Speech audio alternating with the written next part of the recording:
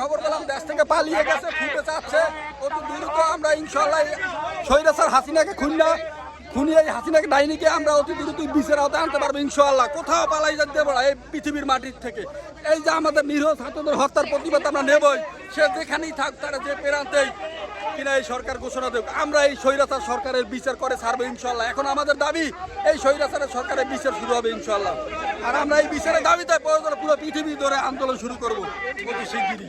এই স্বৈরাচার পালাইয়া বাঁচতে দেবো না। এই স্বৈরাচার পালিয়ে গেল, স্বৈরাচার গেল কই, স্বৈরাচার গেলি কই।